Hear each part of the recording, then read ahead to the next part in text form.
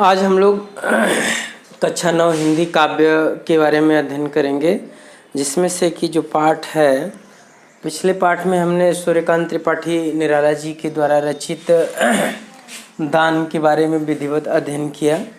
अब हम लोग आज सोहनलाल द्विवेदी के द्वारा रचित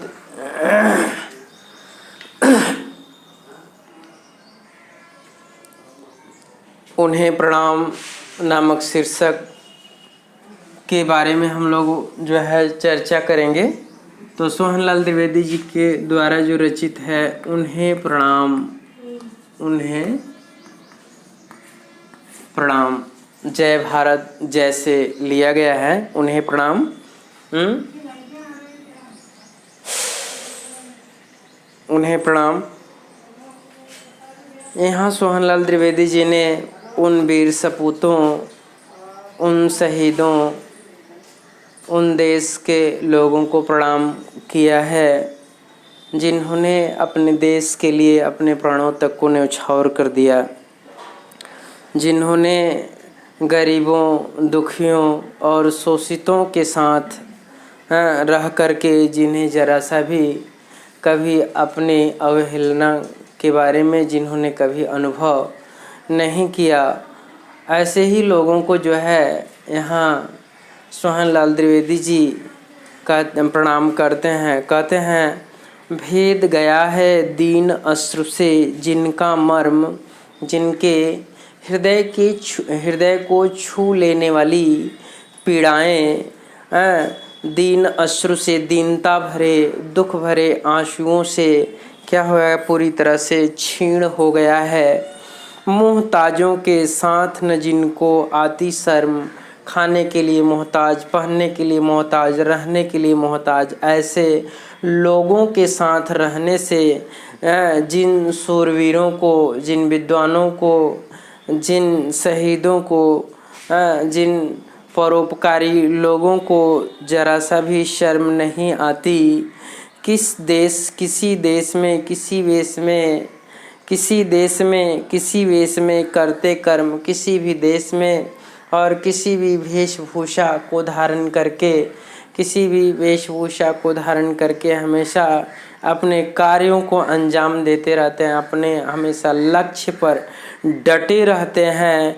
मानवता का संस्थापन ही है जिनका धर्म, मानवता का स्थापना करना, मानवता को विकसित करना, मानवता को आगे बढ़ाना ही जिनके जीवन का एकमात्र धर्म है, एकमात्र उद्देश्य है, एकमात्र लक्ष्य है, ज्ञात नहीं है जिनके नाम सोहनलाल द्विवेदी जी कहते हैं।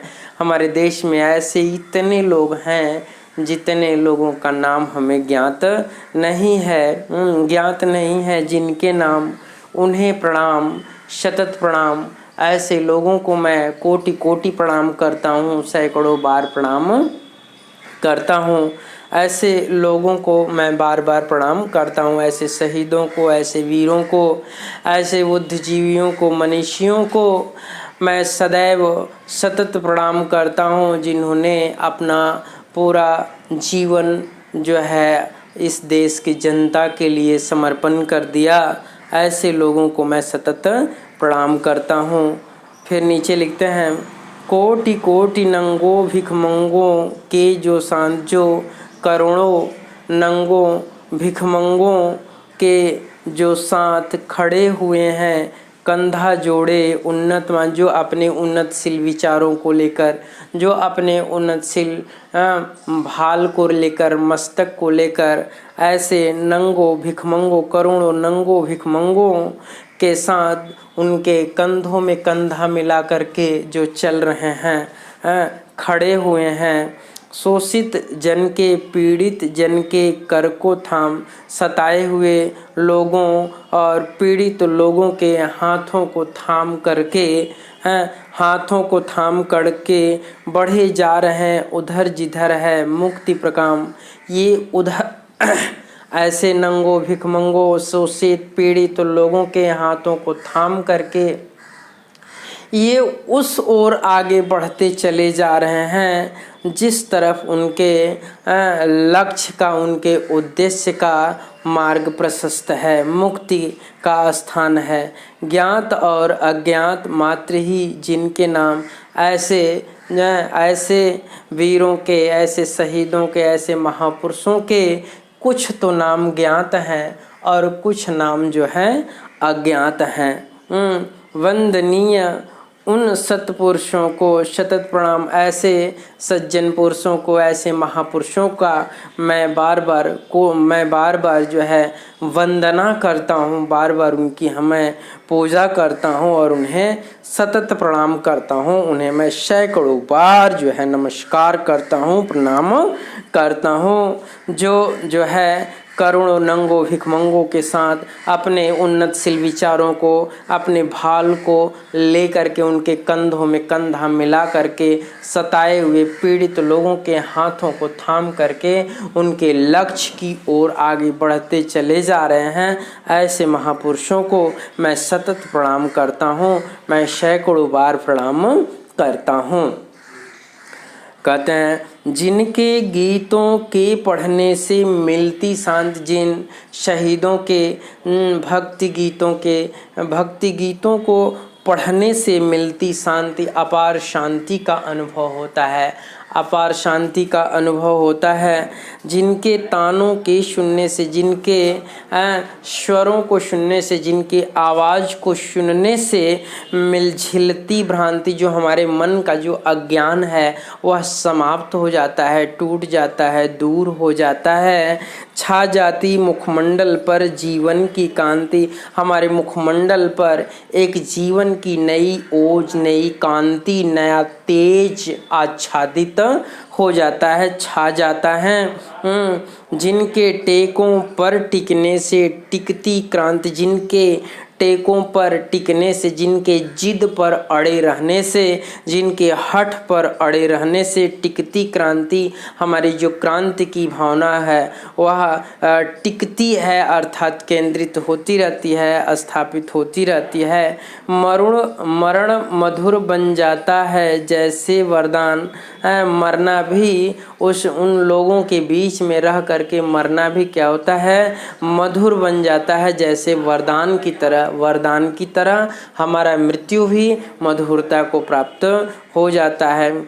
अधरों पर खिल जाती है मादक मुस्कान, अधरों पर, हमारे ओठों पर मादकता, हमारे शरीर को उन्मत्त कर देने वाली एक ओजस्वमयी जो है एक मुस्कान प्रस्फुटित होने लगती है। नहीं देख सकते जग में अन्याय वितान, वे इस संसार में, इस आकाश के नीचे जरा सा भी वे अन्याय को नहीं सह सकते, अन्याय का अनुभव नहीं कर सकते। प्राण उच्छ्वसित होने को बलिदान, जिनके जो है प्राण हमेशा अपने आप को समर्पण करने का, बलिदान करने का हमेशा उत्साहित रहते हैं, हमेशा जो है अपने प्राणों को न्यौछावर करने की एक नई उनमें प्रेरणा जो है लालायित रहती है, विद्यमान रहती है। ऐसे जो है सत्पुरुषों को, ऐसे जो है महापुरुषों को, ऐसे शहीदों को, ऐसे बुद्धिजीवियों को, ऋषियों को, मनीषियों को मैं कोटि कोटि प्रणाम करता हूँ, कोटि कोटि नमस्कार करता हूँ, जिन्होंने अपना सर्वस्व जो है इस देश में रहने वाले जनता के पीछे अपना न्यौछावर कर दिया है। तो ठीक है, हमने ये उन्हें प्रणाम शीर्षक से हमने जो है 1 2 3 4 पदों का हमने विधिवत व्याख्या कर दिया है और आप लोग इसका अध्ययन करें। यदि कहीं समस्या होता है तो फिर व्हाट्सएप करके भेजें ताकि उन समस्याओं का हम लोग समाधान दे सकें।